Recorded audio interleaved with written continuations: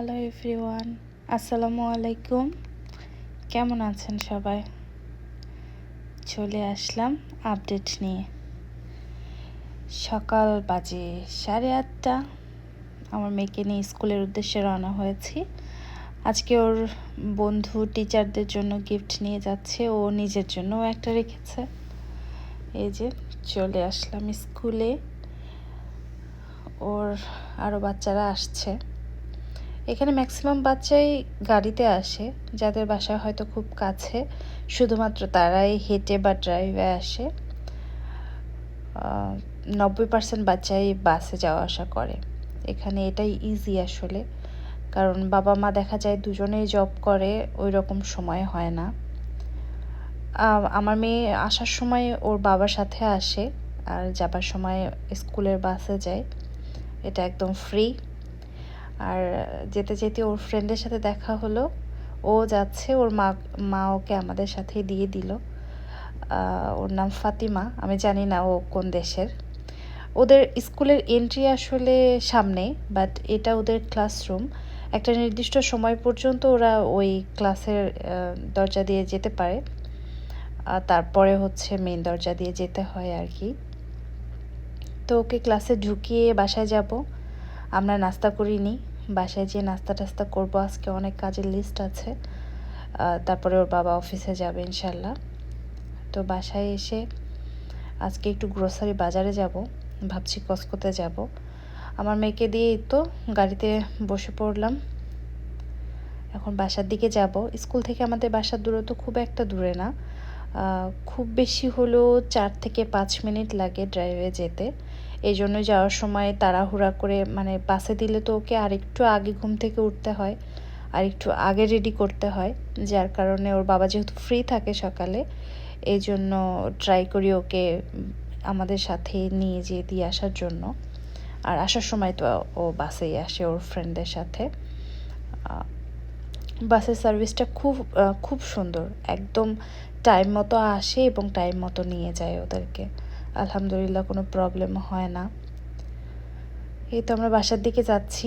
বাসায় যেয়ে নাস্তা টাস্তা করেই বের হয়ে যাব ইনশাআল্লাহ। আজকে আপনাদের সাথে শেয়ার করব আমরা আমেরিকাতে কোথায় গ্রোসারি বাজার করি। এখানে আসলে গ্রোসারি বাজার এক জায়গা থেকে হয় না, জানেন তো। কিছু বাজার আছে কসকো থেকে করি, কিছু আছে ওয়ালমার্ট থেকে করি, কিছু আছে আলদি থেকে করা হয়। এই তো আমরা চলে এসেছি কথা বলতে বলতে কসকোতে। বাসায় যেয়ে আর রেকর্ড করা হয়নি আসলে, একটু রাশের মধ্যেই ছিলাম। আমার ম্যাক্সিমাম জিনিসপত্র কসকো থেকেই নেওয়া হয়, বাসার টুকটাক জিনিসপত্র, যেমন ওভেন, আমার ব্লেন্ডার, জুসার, তারপরে অনেক কিছুই। কারণ এখানে রিটার্ন পলিসিটা খুব ভালো কসকোতে। আপনি 1 বছর 2 বছর ব্যবহার করার পরেও কোনো প্রোডাক্ট যদি নষ্ট হয়ে যায়, আপনি ইজিলি রিটার্ন করে আপনার টাকাটা রিটার্ন করে নিতে পারবেন বা অন্য কিছু কিনে ফেলতে পারবেন। এই তো সামারের অনেক জিনিসপত্র আসছে দেখলাম, আমি একটু দেখছিলাম। বাট বাংলাদেশের সাথে যদি আপনি প্রাইস কম্পেয়ার করেন, তাহলে আকাশ কুসুম প্রাইস।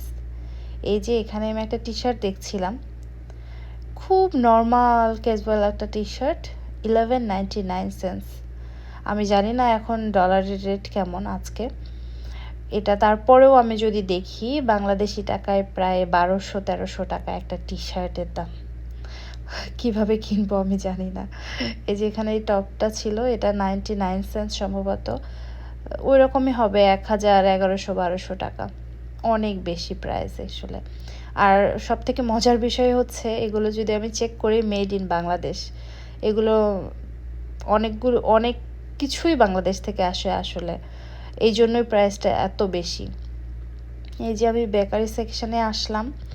বেকারি থেকে খুব একটা যে নেওয়া হয় আমার তা না, কারণ এখানে অনেক কিছুই হালাল না।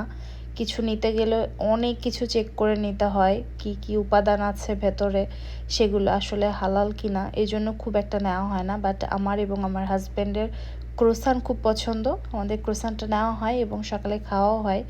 ক্রোসান অ্যান্ড কফি আমাদের দুজনেরই খুব পছন্দের। এই যে এখানে মাফিন দেখছিলাম, ডেটটা দেখছিলাম, বাট নেওয়া হয় নাই আমার, কারণ আমার মেয়েও মাফিন খুব একটা পছন্দ করে না। আর এগুলোতে এত ক্যালোরি থাকে, হাই ক্যালোরি। একটা করে মাফিন 500-600 করে ক্যালোরি থাকে, মানে সারাদিনের অর্ধেক ক্যালোরি একটা মাফিনের ভেতরে। আর আমার মাফিন তত একটা পছন্দও না। এখানে যে ডেয়ারি ছিল, আমার হাজব্যান্ড মিল্ক নিতে গিয়েছে, কচকো থেকে আমাদের মিল্ক, এগস এগুলো নেওয়া হয়, তারপরে চাল নেওয়া হয়, তেল নেওয়া হয়, মাঝে মাঝে চিকেনও নেওয়া হয়, বাট সবসময় চিকেনটা হালাল পাওয়া যায় না, মাঝে মাঝে আসে তখন নেওয়া হয়। তারপরে এই যে স্যালমন ফিশটাও আমাদের কস্কো থেকে নেওয়া হয়। আমি অনেক জায়গা থেকেই ট্রাই করেছি, বাট কস্কোর স্যালমন বেস্ট, এত ফ্রেশ থাকে, অনেক ফ্রেশ থাকে কস্কোর স্যালমনটা। আসলে আমেরিকাতে যা যা পাওয়া যায় সেগুলো আমি দেখেছি খুব ফ্রেশ এবং ভালোও হয়। অনেক রকম সাইজের আছে, আপনি ছোট নিতে পারবেন, বড় নিতে পারবেন। এগুলো ক্লিন করাই থাকে মোটামুটি, আপনি বাসায় এসে আপনার মতো ক্লিন করে রান্না করে ফেলবেন, ইজি। আরও অনেক ধরনের ফিশই আছে, বাট আমি এগুলো না ট্রাই করিনি কখনো, স্যালমনটাই নেওয়া হয়। এদিকে চিংড়ি মাছও ছিল, বাট আমরা ফ্রোজেন চিংড়িটা নেওয়া হয় সবসময়, ওগুলো একটু সাইজেও বড় থাকে এবং ক্লিন করা থাকে, আপনি বাসায় যেয়ে শুধু একটু ধুয়ে রান্না করে ফেলবেন, ঝামেলা কম। এই যে বড় বড় কি ছিল এগুলো, আমি আসলে জানিও না, এগুলো মনে হয় কাঁকড়া, এই তো। বাট এই চিংড়িগুলো আমার কখনো নেওয়া হয়নি। আমেরিকানরা আসলে রেডি ফুড খুব পছন্দ করে, ওরা একটু ঝামেলা কম করতে চায়। যে দেখেন সব কিছু রেডি, শুধু ওভেনে দিয়ে দিবে। ওরা রান্নাবান্নার ঝামেলাটা আমাদের বাঙালিদের মতো নিতে চায় না। আমরা যেমন কাউকে দাওয়াত করলে 13 পদ 14 পদ রান্না করে টেবিল ভরিয়ে ফেলি, ওরা ওরকমও করে না, জানেন। ওনাদের পার্টিতে দেখি যে রেডি ফুডগুলো ওনারা বেশি প্রেফার করে, রান্নাঘরে খুব একটা সময় দিতে চায় না, নিজেরাও এনজয় করে, আর যারা আসেন তাদেরকে অনেক সময় দেয়, মানে ওরা ওদের সময়টাকে এনজয় করে, রান্না করে সময়টা নষ্ট করতে চায় না। আমাদের মতো আসলে বাঙালিরা অনেক আতিথেয়তা পরায়ণ, ওরাও ওরাও পছন্দ করে, কিন্তু ওই যে রান্নাঘরে যে ঘন্টার পর ঘন্টা দাঁড়িয়ে থেকে রান্না করবে, এটা করেন না। কস্কো থেকে আমাদের চালটা নেওয়া হয়, আমরা এই চালটা নেই, রয়্যাল বাসমতি। প্রথম প্রথম আমি আমেরিকায় আসার পরে আমার ভাত খুব পছন্দ লাগতো, কারণ দেশে তো আসলে বাসমতি কখনো ওইভাবে রান্না করে ভাত, নর্মাল রেগুলার ভাত তো খাওয়া হয় নাই। আমার খুব ভাল লাগে এখানকার রাইসটা, এইভাবে মানে নর্মাল যে বাসমতি রাইস দিয়ে আমরা রান্না করি, এই জন্য যে কোনো তরকারি দিয়েই আসলে এই ভাতটা খেতে ভালো লাগে। আমরা সেলফ চেকআউটই করি সবসময় কস্কোতে। তো আজকে অনেক ভারী ভারী জিনিস ছিল, এই জন্য হেল্প করছিল একজন কস্কোর এমপ্লয়ি, উনি ওনার নিজে চেক আউট করে দিচ্ছিল। এই যে আমরা বের হয়ে গেছি, আমাদের হয়ে গেছে বিল করা। আর দরজার সামনে এরকম দুজন দাঁড়িয়ে থাকে, আপনার লিস্ট দেখে ওরা চেক করে যে কী কী বাজার আছে, তারপর একটা দাগ দিয়ে দেয় আর কি, সিকিউরিটি পারপাসে। এই তো আমাদেরটা দেখছিলেন উনি। তারপরে সামনে গাড়ির জন্য আবার একটা পাস নিতে হয়, তারপরে যে দরজা মানে পার্কিং থেকে গাড়ি বের হওয়া যায়, তাছাড়া হওয়া যায় না। পার্কিং ফ্রি যদিও। এই তো পার্কিং অনেক বড় আসলে, আমি যতগুলো কস্কো দেখেছি ম্যাক্সিমামই কস্কোগুলো অনেক বড় হয়, আসলে কস্কোর ভেতরে হাঁটতে গেলে পা ব্যথা হয়ে যায়, এত বড়, এবং পার্কিংটাও বেশ বড় থাকে। এই যে দেখেন, আমি আপনাদের জন্য রেকর্ড করেছি, দেখাচ্ছি, অনেক বড় এরিয়া নিয়ে পার্কিং লটই অনেক বড়। এই যে ওইটার উপরেও আসলে পার্কিং আছে। এই তো তারপরে বাজার করে বাসা চলে আসছি, রান্না বান্না করছি, আমার হাজব্যান্ড চলে গিয়েছে অফিসে। তারপরে দেখতে দেখতে দেখি 4টা বেজে গেছে, যদিও আমি আগেই বের হয়েছি, একটু নিজে নিজে হাঁটাহাঁটি করলাম আধা ঘন্টার মতো। আমি ট্রাই করি প্রতিদিনই একটু হাঁটাহাঁটি করার, সবসময় হয়ে ওঠে না, তারপরেও চেষ্টা করি আর কি একটু হেলদি লাইফস্টাইল মেনটেন করার জন্য। আমি আমার মেয়েকে নিতে যাই, যে ও খুব কাছেই আমাদের বাস স্টপেজ, বাসা থেকে 2-3 মিনিট হেঁটে যেতে লাগে। তো আমি একটু আগে বের হয়ে একটু হাঁটাহাঁটি করলাম, তারপরে ওকে নিতে যাচ্ছি সময় দেখে। এক্স্যাক্ট 4টাতেই আসে, খুব বেশি দেরি হলে ওরা হয়তো মেসেজ দিয়ে জানিয়ে দেয় যে বা 2 মিনিট 3 মিনিট লেট হবে, চলে আসে, এক্স্যাক্ট টাইমে চলে আসে, লেট হয় না খুব একটা, যদি না কোনো প্রবলেম হয়। এ তো যাওয়ার পথে এই পার্কটা পড়ে, আমার মেয়ে এখানে আসার পথে একবার খেলে তারপরে বাসায় যায়, মানে 2-3 মিনিটের জন্য হলেও ও ওইখানে ঢুকে যাবে, ঢুকে একটু স্লিপ টিপ করে তারপরে যায় আর কি। আমি যদি কখনো আগে চলে আসি তাহলে এই যে ব্রেঞ্চগুলো দেখছেন, এখানে মাঝে মধ্যে বসে থাকি।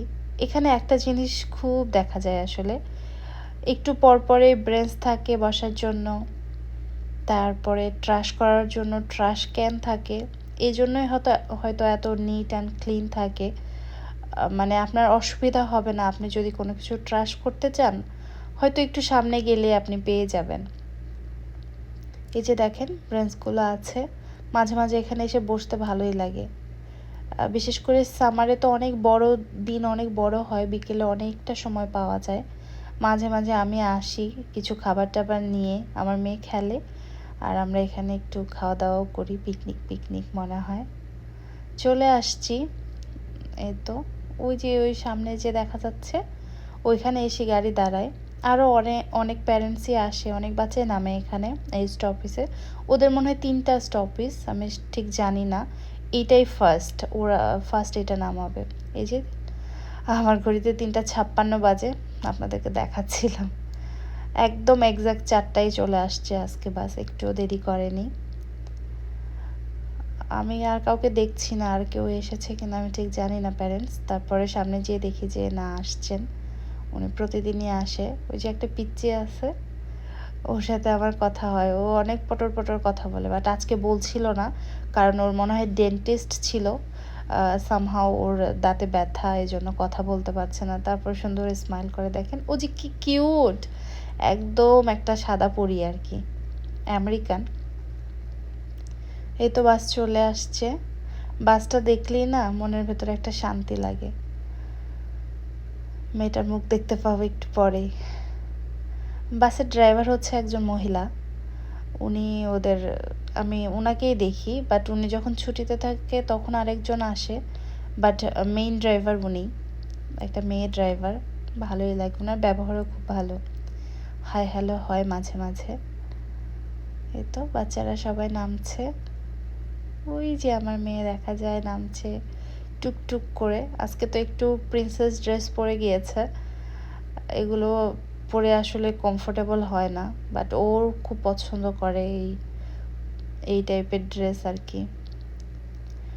এই তো নেমে গিয়েছে, আমি বললাম যে বাবা আমাকে ব্যাগটা দিয়ে দাও।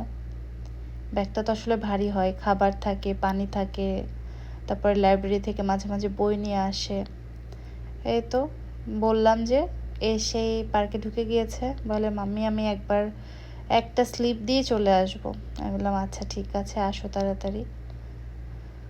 টিফিন যেদিন খেয়ে আসে সেদিন আমি আর খাওয়াই না ওকে, আর যদি দেখি যে কিছুই খায়নি তখন হয়তো এসে ভাত খাইয়ে দেই, রাতে হয়তো আর খায় না, কারণ তখন অলমোস্ট 4টা 4:30 বেজে যায় বাসায় যেয়ে খেতে খেতে, তারপরে তার রাতে ওইভাবে খেতে পারে না আসলে।